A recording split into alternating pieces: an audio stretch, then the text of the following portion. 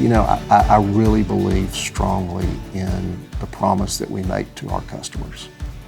I really believe our purpose here is to take care of people in their time of need, to deliver on that promise. To be able to be a part of helping somebody in a difficult situation is really personally rewarding. You know, I don't get to walk on the roofs and I don't get to see the people, and I'm real proud of the people that get to. They do a tremendous job for us. But to be a part of that process is rewarding. And to know technology plays some part in that makes it better.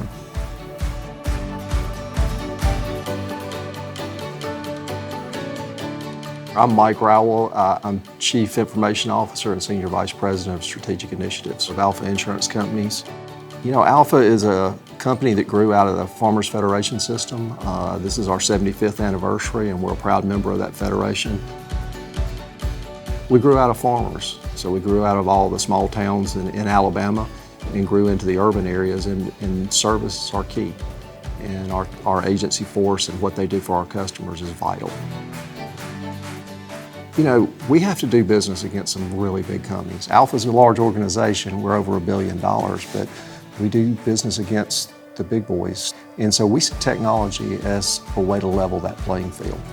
We view technology as a way to get in, offer the same service, the same technology, and the same features to our customers that any other company could.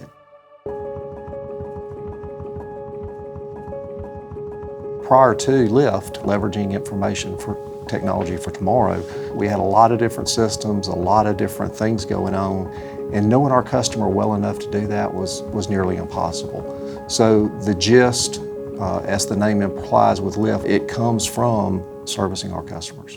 So Mike, thanks for joining us today. In a moment, we're going to continue our discussion on Alfa's digital transformation, but I would be remiss if before we did that I did not congratulate you on your CIO of the Year award for the Enterprise CIO for the state of Alabama in 2020. Congratulations on your well-deserved honor. Thank you, Rob. I appreciate that. And you and EY were a big part of that along with our folks back at Alfa. Thank you so much. I just took the trophy. I didn't do much. It was an honor to be there with you. What was the catalyst for moving forward with this new leading edge technology? A few years ago, Alfa said, we need to do a transformation. What was the rationale behind that? You know, Rob, we had so many systems. I mean, 16 different systems for all these different lines of business. We had different people working on different pockets of the programs, and it just wasn't sustainable. We knew that to get to market as quickly as we needed to and to know as much as we needed to know about our customer, we had to do things differently. And at that point, it became obvious we needed to go outside, that we needed to buy software instead of continue to build. Build wasn't sustainable. So we selected Guidewire through a very vigorous process and went down that road. You know, a big catalyst though was knowing our customers better and providing better service for our customers. My name is Rob Dietz. I am a partner in EY's IT technology consulting practice. I'm also part of the senior leadership team for our practice that supports our Guidewire global practice, but it is also my privilege to be the client partner responsible for all of EY's relationship with Alfa Insurance Company.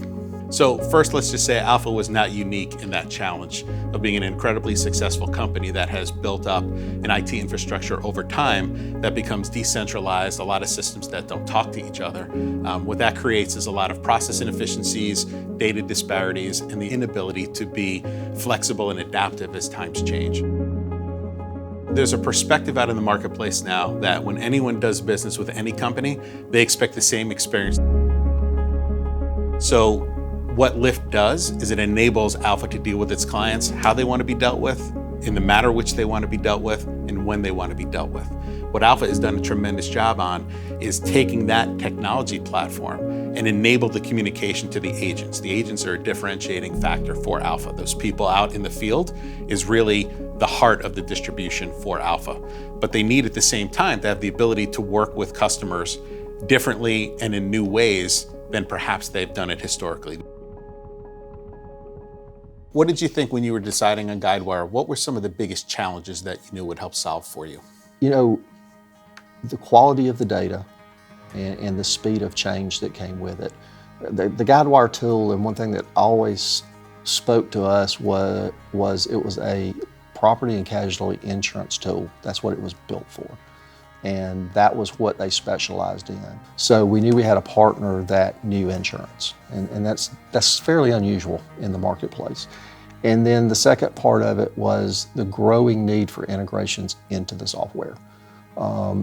Data is not just your internal data, but it's the data that you can match with third parties outside. So it becomes a bigger and bigger part of the process on what type data and the ease of bringing that data into your own system. And Guidewire really had focused in on that part. We knew that we wanted one common data warehouse with all of that information from all the systems together that was a common look and feel. We're doing business against the big boys, and they have huge actuarial staffs, a lot of folks to go through data, and we needed technology to level the playing field for us. And so we needed to get to market quick. Obviously, it was a very competitive process back when you were choosing a systems integrator, and we were both honored, and it was a privilege to be part of that journey all along the way. What was it that made Alfa determine, hey, we're a great organization, but we could use some help in doing this, and how have we helped you along the way? We knew with the speed that we were going to move at. Our initial project was 3 years to do policy claims and billing in 3 states with all the lines of business. To do something that big and have a new data warehouse and have a new rating system, we knew we had to have someone to help us move at a very fast pace that we'd not worked at before. We also knew with Guidewire, we needed somebody with technical skills we didn't have. We were an old COBOL shop, like a lot of companies that are out there. So having folks that were acclimated to the new languages and new processes was vital. Alfas has an incredibly unique business model with their purpose is working with their customers to make their lives better during some unfortunate incidents. So what EY has worked with them is to make sure that the technology that supports that enables those outcomes for their clients, because the first and most important thing is making sure those people go on with their lives after an accident or other unfortunate incident. But in addition to that, we've also worked with them on some change management, adoption, some digital transformation that's specific to how they interact with their agents and customers as well. As you bring in new technology, obviously over time those technologies will change. There's a lot of things that remain consistent. You need smart people, you need passionate people, you need good people, you need people dedicated to the company. Alfa has all of that 10 times over. The challenge becomes, how can you take people that have been very comfortable in what they've been doing for a number of years and take that same passion and transition it into something that's new to them and may move them into an area that's uncomfortable for them? Yeah, the technology is a challenge. It's tough to get in, and it's tough to work through. The people are really tough because they have to change what they're used to doing, what they're comfortable with. And when we first started, I think there was a genuine concern from our agents that, gosh, this may replace me. This may be something that is a challenge to me. Now that we're into it, I think our agents genuinely see the leads that come to them. They're warm leads. They're people that are actually looking to buy. And we've had several agents come in and go, can you give me more? Can you feed this to us? So it's changing the way we advertise. It's changing the way we position ourselves to a younger audience. And so all of those folks that are involved in that process have to be willing to bend and change. And I think it's been worthwhile and put us in a different position. We're seeing the growth that comes from it. We have data in our systems that say this person has a child that's just started driving, they're 16 years old. Well, if you've got a 16-year-old driver, you need to make sure you've got good coverage. So you may have carried a lower limits in the past, but with that 16-year-old, there's a higher likelihood you're going to have an accident. You need to look at your coverages. Not only that, but you may need an umbrella, one of our policies that does even more coverage. Prior to that, those were 2 different systems. We had no idea whether you had an umbrella or not, or to give you that advice. Now we've empowered our agents to go in and go, youthful driver, you may want to talk to them about this. This is an opportunity. Not just a sales opportunity, but a way to service these people, a way to give them better protection for their livelihood and their net worth. There's a variety of perspectives as to the value of data. It's the information, turning it into insight, turning it into action, as well as the commodity, as you speak of data, as a value in and of itself. So Alfa has leveraged the collection of that data and the hygiene, so to speak, of that data using the Guidewire tool set it is now much more concrete, much more actionable than it had been in the past. So when Mike looks at the way we were implementing the systems, he always had data at the forefront.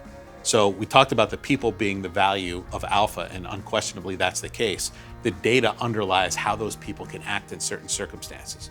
And having that data be more discrete, more reportable, and then having the business intelligence behind it to take that information, turn it into knowledge, turn it into action, turn it into outcomes in that continuum is a huge differentiator. All that is enabled by the better collection, management, and ability to actually use that data, as opposed to it sitting in a data store somewhere as a huge value that was untapped. The potential has been tapped by Alfa, and that has created the ability, not just from a policy perspective, is this now the right policy for people, but how you act upon that data in order to create those policies, be more targeted, more relevant to those folks at a price point that is incredibly competitive as well, to increase market share and the growth of the company, but also to create actions when someone has a claim, to understand better what might happen with that claim before those events actually happen from a predictive perspective. So I would say the biggest risk always has to do with the biggest asset, and that's people. With such a change and such a monumental difference in expectations along the way, the greatest thing that enabled this program was the tone from the top. Mr. Parnell, the leader of Alfa, said from day one, we're gonna do things differently, and he backed it up. He said historically, the perspective was everything has to be perfect, and that helped grow the company to what it was at that point in time. And it's still a tremendous company, but his perspective was, we're gonna make sure we get this done, and if it's not perfect, that's okay, as long as it still means we're delivering the value to the customers we need to, and anything else we'll figure out along the way. And so the people risk was mitigated that way. Delivery risk was mitigated by strong governance, strong people in leadership positions, and strong people all the way down everywhere in the program, down and across, where expectations were managed, people would work together, and there was discipline around it. So it wasn't emotional, it became a conversation on this is what we need to do. If we need to diverge from it, we have a process that eliminates finger pointing, which is always a fear in large projects. Is it my fault? Whose fault is it? How do I make sure I'm safe? There was never a perspective of individuals first. It was always the collective. And frankly, it was a privilege for EY to be part of that, because that culture is something that is really quite a pleasure to work with. Yeah, EY has been with us since the beginning of this project back in 2013. They were along for the whole ride for the 3.5 years, and they continue to provide production support to us. I would say the big things there are flexibility and then vision. You know, from the standpoint of flexibility, we operate in Montgomery, Alabama. Technical talent's sometimes hard to find. I can ramp up my teams. I can get a configuration person or an integration person, but it takes me months to find that person, hire them, and get them in here. I can do that in 30 to 60 days with EY.